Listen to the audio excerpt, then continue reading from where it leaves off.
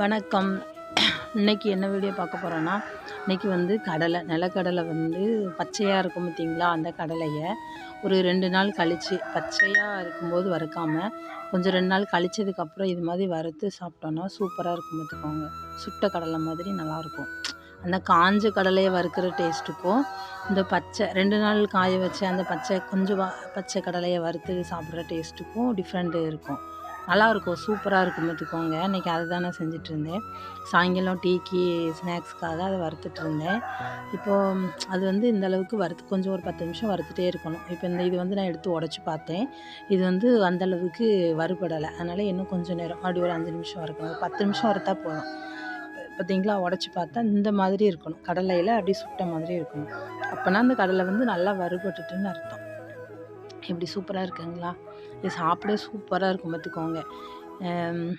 இது மாதிரி யாருக்கெல்லாம் வறுத்து சாப்பிட பிடிக்கும் அப்படின்னு சொல்லுங்கள். பிடிச்சிருந்தா லைக் பண்ணுங்கள், கமெண்ட் பண்ணுங்கள், சப்ஸ்கிரைப் பண்ணிக்கோங்க. வாங்க டீ குடிக்கலாம். நிலக்கடலை ஸ்நாக்ஸோட டீ குடிக்கலாம். எப்படி எங்கள் வீடியோ பிடிச்சிருக்கா என்னங்கிறது கமெண்டில் சொல்லுங்கள். Thank you friends.